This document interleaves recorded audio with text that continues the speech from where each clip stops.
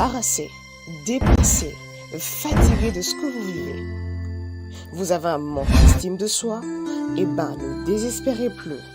Voici pour vous École de la pensée. École de la pensée est une émission qui traite des sujets qui vous aident à fortifier et à perfectionner votre homme intérieur. Au travers de ce programme, vous serez désormais capable de contourner les entraves pour atteindre les objectifs. Alors, abonnez-vous sur la chaîne YouTube Christopher Kanyuka.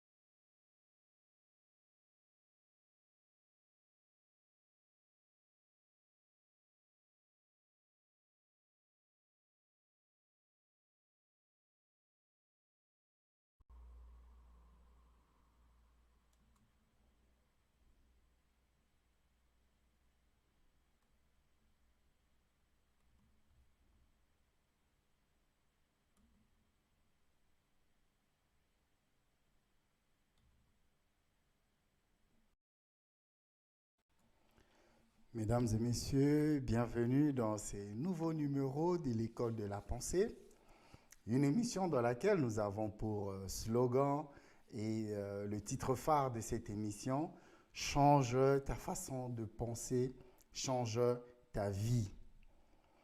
Nous rappelons à chaque fois que chaque émission de cette émission, chaque sujet de cette émission regorge des vérités, des sagesses et des puissances. Cette émission vous donne un système étape par étape pour transformer votre réflexion sur vous-même et votre potentiel, vous permettant de mieux réussir dans tous les domaines de votre vie. Cette émission montre aux individus comment puiser dans leurs ressources intérieures afin qu'ils puissent non seulement identifier des objectifs réalistes, mais élaborer un plan sur la façon d'atteindre ces objectifs. Utilisez le puissant logiciel mental de cette émission pour puiser dans vos vastes ressources intérieures et concrétiser la vie dont vous rêviez. Cette émission vous montrera comment attirer les personnes et les ressources dont vous avez besoin pour atteindre n'importe quel objectif que vous vous êtes fixé. Cela vous propulsera dès l'intention à la mise en œuvre. Elle vous fournit les informations et les idées dont vous avez besoin pour réussir et donner un sens à votre vie. Mesdames et messieurs, ces nouveaux numéros nous permet d'aborder un thème très intéressant qui n'est que la continuité du thème qu'on a développé la fois passée. La fois passée, nous avons parlé d'un thème qui s'intitule les deux périodes. Les deux périodes, je vais aller plus rapidement juste pour faire juste un petit récapitulatif de ce que nous avons abordé l'autre fois. Nous avons parlé des deux périodes. Nous avions dit que dans la vie, il y a le passé, il y a aussi le futur.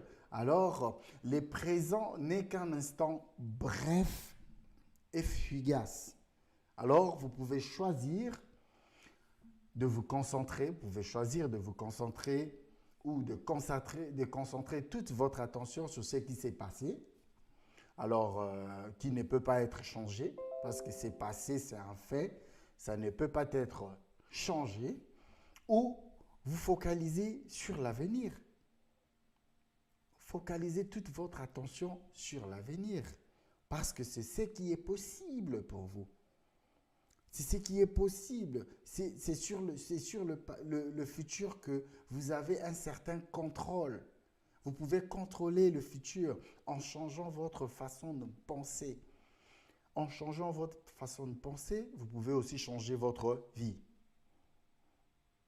Si vous changez votre manière de penser, votre manière de voir les choses, vous pourrez changer votre avenir. Vous en avez encore le contrôle. Vous pouvez encore changer votre avenir. Tant qu'il y a de l'espoir, tant qu'il y a la vie, il y a encore de l'espoir. Raison pour laquelle vous devez changer votre façon de voir les choses, vous devez changer votre manière de penser et vous aurez le contrôle de votre futur et changer votre avenir. Donc, nous avons abordé ce thème, nous avons développé ce thème qui était très, très, très enrichissant. Où on a parlé des deux périodes, le passé et le futur. Mais aujourd'hui, nous avons encore un autre thème intéressant. C'est pourquoi nous les répétons à chaque fois que les thèmes et les sujets que nous abordons dans cette émission, ce sont des sujets qui contiennent de la sagesse, qui contiennent de la puissance. Donc c'est très, très, très, très important pour nous. Ça nous permet, c'est des outils qui nous permettent en fait de pouvoir changer notre façon de voir les choses, de pouvoir changer notre vie. Parce que nous avons quelque chose de très important qu'on appelle la raison, qui nous permet de pouvoir raisonner. Parce qu'il y a certaines choses dans la vie où on peut se dire, à un certain moment de la vie, on se dit stop. Est-ce que je vais dans le bon sens ? Si je ne vais pas dans le bon sens, je suis obligé de pouvoir arrêter ce que je suis en train de faire et passer à autre chose. Je dois changer ma façon de voir les choses pour avoir le contrôle de mon avenir, avoir le contrôle du futur, pour changer les choses dans le futur. Parce que les passés déjà passés, c'est un fait. Mais les futurs, nous en avons la capacité de pouvoir changer. Nous avons le contrôle de pouvoir changer. Cela dépend de notre façon de penser qui va déterminer notre avenir. Et aujourd'hui, le thème de ces nouveaux numéros, le 5e numéro de la 2e partie, c'est « Ne les prenez pas personnellement ». Ne le prenez pas personnellement. Pourquoi ? Parce que la première cause, la deuxième cause majeure d'émotions négatives.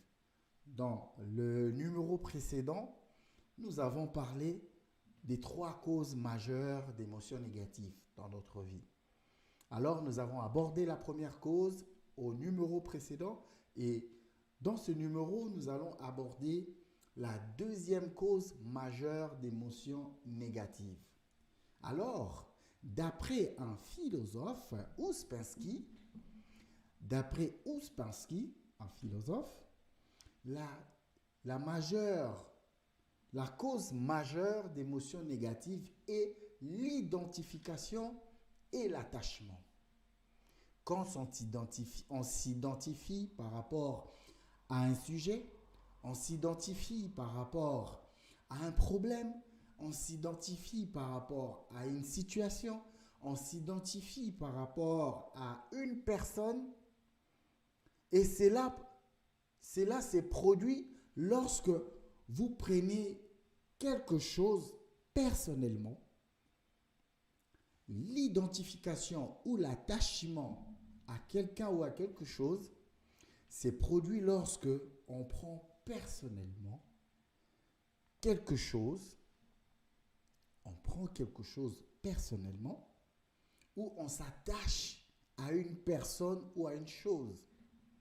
Il y a de ces personnes dans la vie qui s'attachent à d'autres personnes, qui se donnent corps et âme. Et après, ils ont du mal à pouvoir sortir dans cette situation. Spécialement dans une relation, que ce soit une relation amicale, que ce soit une relation amoureuse, les gens ont du mal à pouvoir sortir parce qu'ils se donnent à fond dans cette relation. Pendant que la personne à qui on se donne ne se donne pas autant qu'on se donne. Et soit la situation, soit une situation qu'on veut changer, qu'on veut transformer. Et quelque part, cet attachement personnel à quelqu'un ou à quelque chose ou à une circonstance nous pousse à penser comme si c'était une attaque personnelle. Cet attachement à un événement, à une situation ou à une personne nous pousse deux fois à penser que c'est une attaque personnelle ou une attaque contre nous ou quelque chose auquel on croit ou qui nous est cher. On croit que c'est vraiment une attaque personnelle à nous quand quelqu'un ne donne pas ce que nous attendons, quand nous avons tellement d'attentes par rapport à une situation, par rapport à une personne quelconque. Si on ne reçoit pas par rapport à nos attentes, qu'est-ce qui se passe? On se sent contrarié. On pense comme si c'était une attaque personnelle à nous. On pense comme si c'était vraiment une attaque contre nous, une attaque personnelle ou contre nous. On croit que c'est quelque chose qui nous est vraiment cher, à qui ou à quoi on doit vraiment s'attacher. Par contre, vous vous impliquez émotionnellement sans le savoir. Vous vous impliquez émotionnellement sans le savoir dans une situation où vous vous identifiez si fortement que cela affecte négativement vos émotions et votre raison. Le fait de vouloir vous attacher, le fait de vouloir vous identifier par rapport à cette situation, par rapport à ce problème, par rapport à la personne, vous vous identifiez à la personne et cela vous implique émotionnellement, à cette situation. Ça vous implique émotionnellement dans une situation où vous vous identifiez si fortement que cela affecte négativement vos émotions et votre raison. Raison pour laquelle même Jésus-Christ l'a souligné. Il a souligné que l'importance de la séparation émotionnelle de la situation, ça veut dire que, en d'autres termes, c'est désidentifier. C'est désidentifier à la situation. C'est par votre façon, votre manière de penser. Parce que si vous vous identifiez à une situation ou à une personne, vous restez dans une emprise, dans une prison. Et là, vous aurez du mal à pouvoir vous en sortir. Parce que vous êtes dans une cage, dans une prison. Vous aurez vraiment du mal à vous en sortir. Parce que vous vous identifiez par rapport à une situation, vous vous dites, ouais, moi je suis ceci, je suis cela. Moi je sais que ça ne peut jamais marcher pour moi.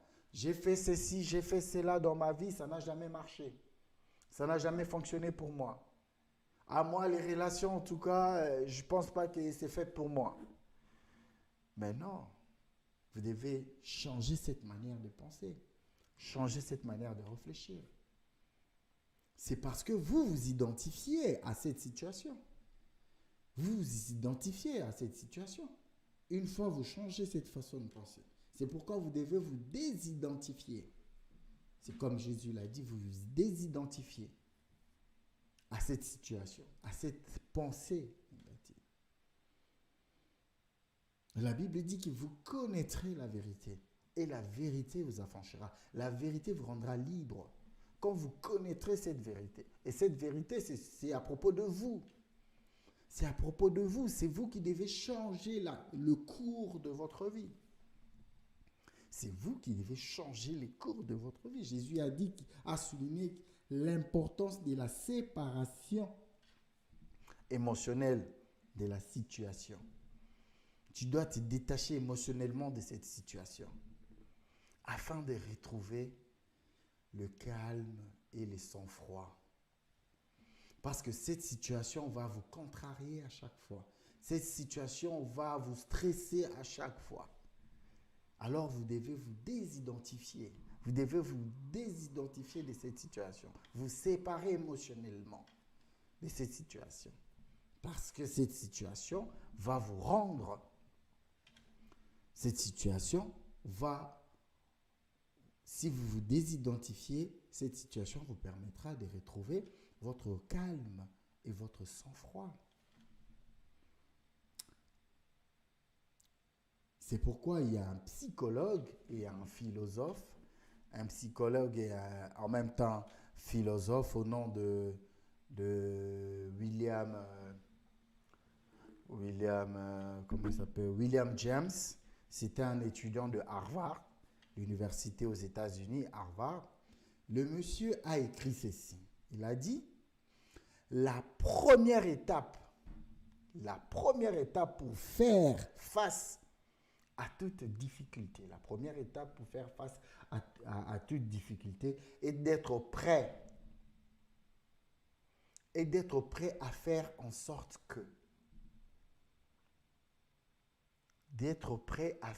sorte que. Qu'il en soit ainsi. Ce philosophe a dit, et un psychologue en même temps, il a dit, la première étape pour faire face à toute difficulté, vous devez être prêt à faire en sorte qu'il en soit ainsi. En d'autres termes, il veut juste dire que vous devez être prêt à faire face à toute situation et comprendre que la vie nous réserve tellement de surprises qu'on s'attend le moins. Et vu que la vie, c'est un éternel apprentissage, nous apprenons tous les jours. Mais ayez cette capacité à faire face à toute situation qui vous arrive. Ayez cette capacité à faire face à n'importe quelle situation, à n'importe quelle situation que vous rencontrez. C'est pourquoi il y a un proverbe qui dit « L'homme grandit quand il se découvre devant des obstacles ». C'est en faisant face à des obstacles, c'est en faisant face à des situations difficiles qu'on acquiert la sagesse et qu'on grandit. William Shakespeare a dit « When you face several challenges, your mind goes to its sharpest. » En d'autres termes, il veut dire, quand vous rencontrez beaucoup d'adversités devant vous, vous rencontrez des adversités de la vie, votre cerveau passe à sa dimension la plus élevée. Parce que cette dimension vous permettra de trouver des solutions, de changer la situation. C'est une situation qui était malheureuse en une situation heureuse. Alors le cerveau va fonctionner à ce rythme-là, qui va aller à son niveau élevé de pouvoir trouver une solution à cela. Raison pour laquelle les messieurs a encouragé les gens à dire, William James a encouragé les gens à dire, ce qui ne peut être. William James a encouragé les gens à dire, ce qui ne peut être. La guérison doit être endurée. Ça veut dire que pour que vous puissiez guérir d'une situation, pour que vous puissiez guérir d'un problème, vous puissiez guérir de quoi que ce soit, vous devez endurer. Vous devez endurer la sentence. C'est pourquoi même Jésus, pour qu'il devienne ce qu'il est, c'est parce qu'il a subi, il a enduré la souffrance. Il a enduré la souffrance. Et aujourd'hui, il est ce qu'il est. Et Jésus est ce qu'il est aujourd'hui. En d'autres termes, cette phrase qu'a dit William James que la guérison doit être endurée, en d'autres termes, il veut juste dire que il faut pratiquer le détachement de toute personne ou situation qui vous met en colère ou qui vous contrarie. Il veut juste dire que vous devez pratiquer le détachement. Vous devez vous détacher d'une personne ou de toute situation qui vous met en colère ou qui vous contrarie. Raison pour laquelle vous devez vous détacher de ces personnes, de se détacher de toute situation qui vous met en colère ou qui vous contrarie pour en retirer l'énergie émotionnelle, afin de retrouver le calme et le sang-froid. Parce que si vous vous détachez de cette situation, vous verrez que ça va vous permettre de vous retirer, ça va vous permettre d'en retirer l'énergie émotionnelle afin de retrouver le calme, et le sang-froid. Parce que cette situation ou cette personne vous contrarie, vous met en colère, et quand vous vous mettez en colère et que vous êtes contrarié, ça bouffe toute votre énergie émotionnelle. Or, vous avez besoin de cette énergie émotionnelle pour d'autres domaines de votre vie. Par exemple, votre domaine de prédilection. Chaque personne a un domaine de prédilection. C'est pourquoi même Dieu, pour être Dieu, il a dû créer un monde. Et c'est comme ça aussi, nous, étant que êtres humains, nous devons créer un domaine dans lequel notre potentiel va se développer, et c'est le domaine qui va nous permettre de démontrer, de sortir la grandeur qui est en nous. Je me répète. Nous devons manifester un domaine, développer un domaine qui va permettre à la grandeur qui est en nous de se manifester. C'est ce que les anglophones appellent le kingdom. La Bible dit que Dieu a fait d'eux des royaumes et des sacrificateurs. Nous sommes des royaumes, royaume qui veut dire kingdom en anglais, le domaine du roi. Ça veut dire que pour exceller dans la vie et être grand, il faut exceller dans un domaine quelconque. Et identifier ces domaines. Quand vous identifiez ces domaines, c'est en ce moment-là que vous allez développer le potentiel que vous avez en vous pour pouvoir manifester la grandeur qui est en vous. Alors, conservez ces énergies émotionnelles pour votre domaine de prédilection, au lieu de pouvoir les dépenser inutilement dans une situation où par une personne qui vous contrarie ou qui vous met en colère. Alors pour moi, cette approche ne suggère pas que vous acceptiez passivement tout ce qui vous arrive. Je ne dis pas ici que l'approche qu'a fait William James doit nous pousser à accepter passivement toute situation qui nous arrive ou à toute personne. Or, au-delà de cela, au lieu de cela, cela vous encourage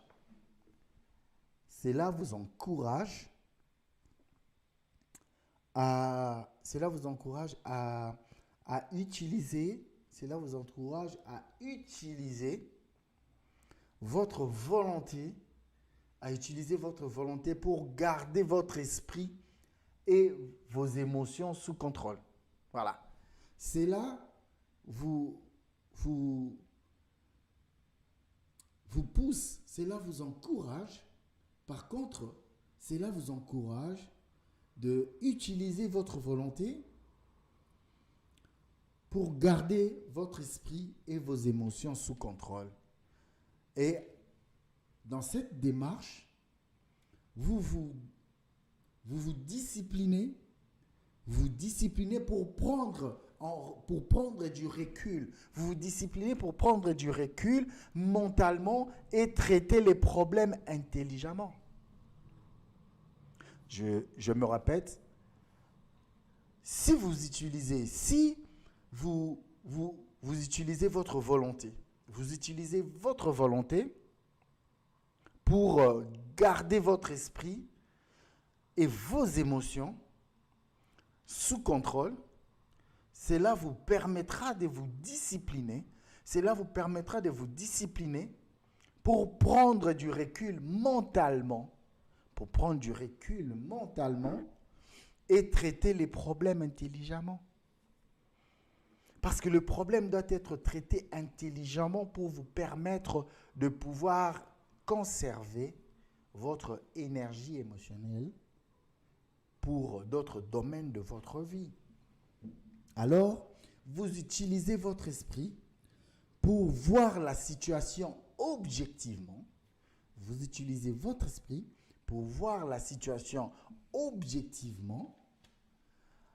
Et prendre des meilleures décisions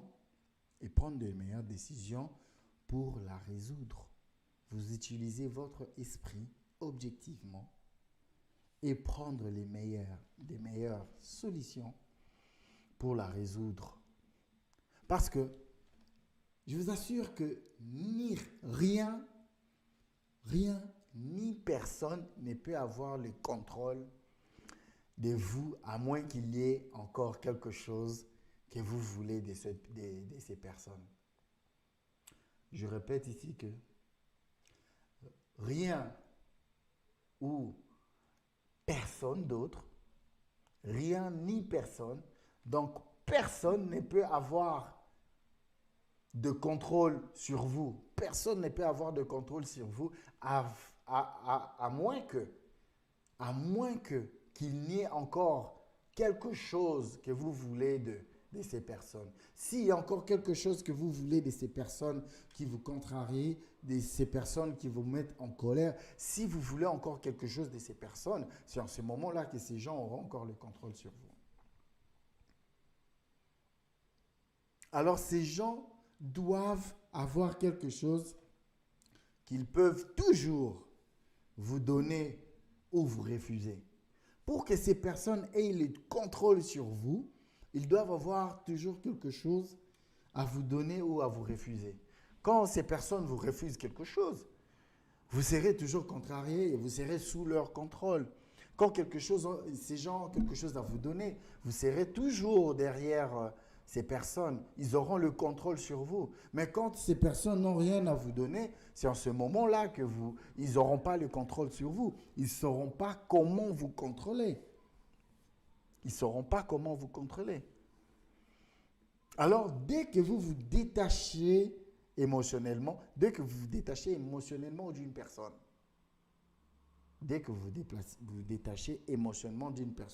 ou d'un objet, et que vous ne voulez plus rien de ces personnes, vous ne voulez plus rien de cette situation, ou vous ne voulez plus rien de cette chose, cela vous permet de pouvoir vous développer. Cela vous donne un pouvoir en vous que vous pouvez développer par la pratique. quand vous vous détachez, dès que vous vous détachez émotionnellement,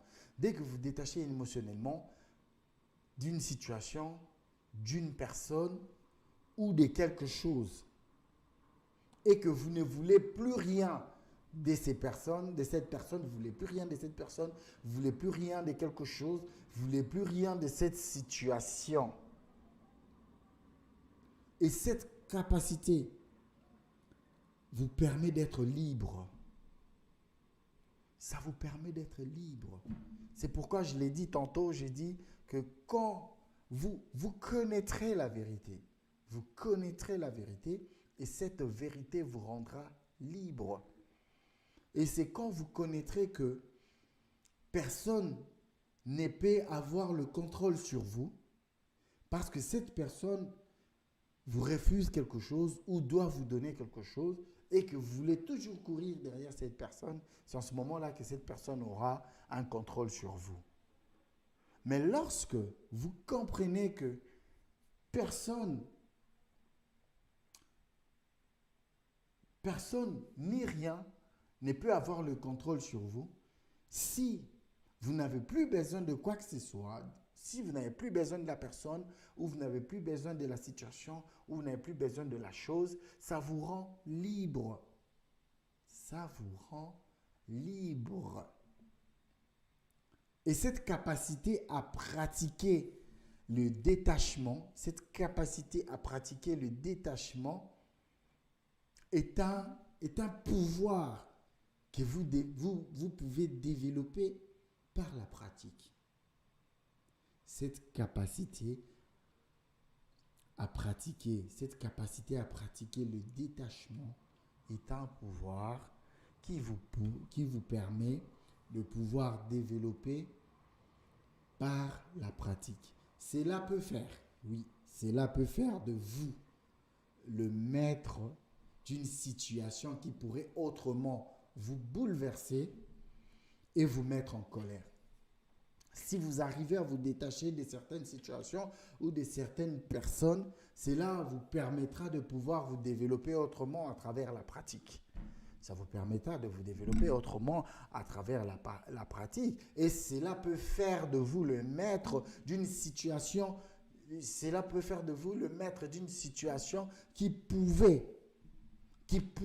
situation qui pourrait autrement bouleverser,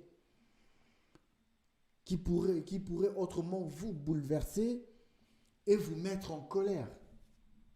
Alors, l'une des choses les plus gentilles, je ne vais pas aller à l'extrême, mais j'aimerais quand même essayer de donner une certaine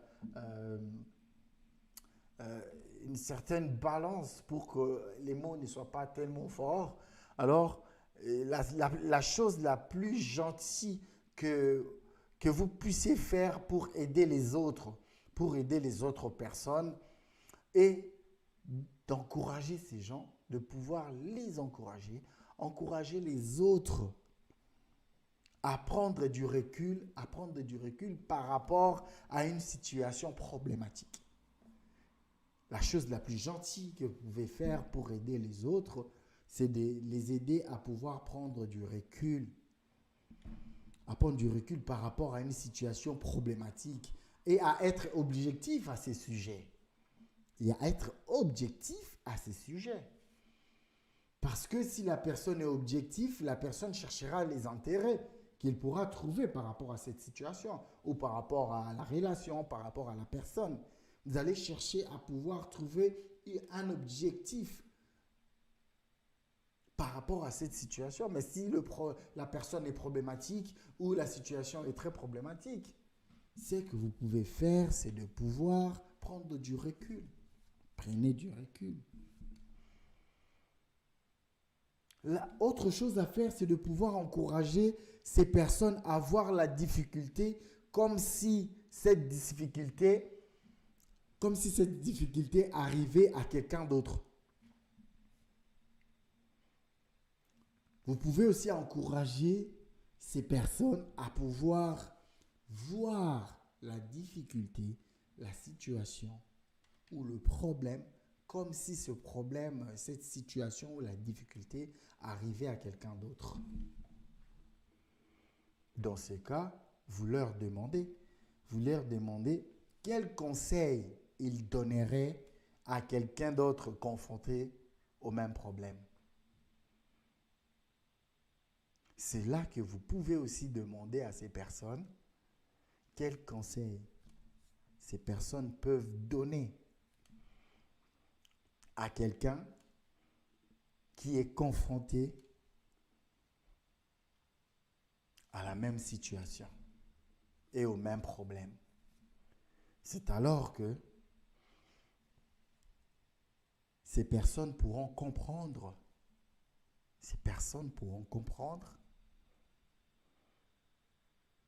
cette capacité à pouvoir se détacher d'un problème, d'une situation, d'une personne qui nous pose de problèmes à chaque fois pour que nous soyons en colère, pour que nous soyons contrariés. Donc, en vous détachant de la situation émotionnelle, quand vous vous détachez de cette situation émotionnelle chargée, qui vous consomme tellement d'énergie, quand vous vous séparez, vous vous détachez de cette situation, vous-même et les autres deviendrez beaucoup plus capables de la gérer efficacement. Quand vous vous détachez de toute situation, de tout problème, de toute personne qui vous contrarie, qui vous mettent en colère, cela vous permet,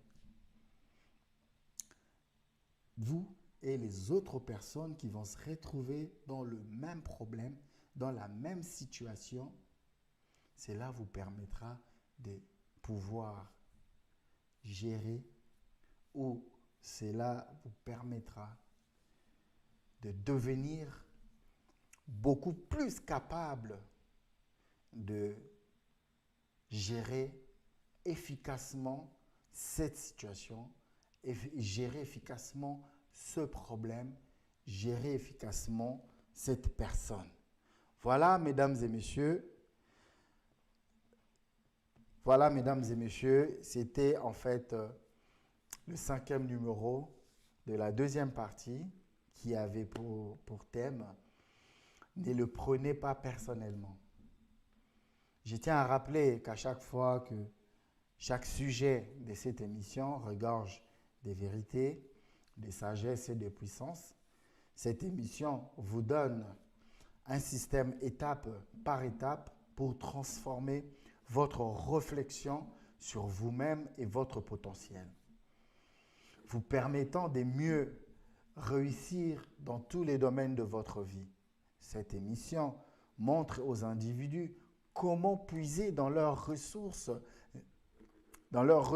intérieures afin qu'ils puissent non seulement identifier les objectifs réalistes, mais élaborer un plan sur la façon d'atteindre ces objectifs. Utilisez le puissant logiciel mental de cette émission pour puiser dans vos vastes ressources intérieures et concrétiser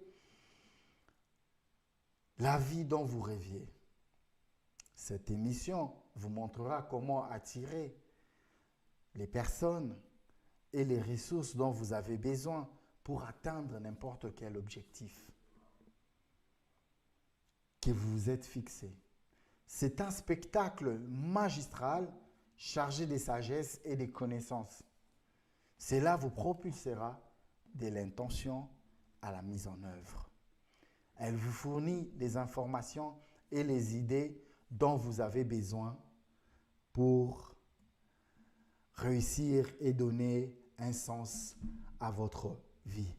Mesdames et messieurs, je vous souhaite un très bon week-end et à très bientôt. Vous êtes harassé, dépassé, fatigué de ce que vous vivez. Vous avez un manque d'estime de soi? Eh bien, ne désespérez plus. Voici pour vous École de la pensée. École de la pensée est une émission qui traite des sujets qui vous aident à fortifier et à perfectionner votre homme intérieur. Au travers de ce programme, vous serez désormais capable de contourner les entraves pour atteindre les objectifs. Alors, abonnez-vous sur la chaîne YouTube Christopher Kanyuka.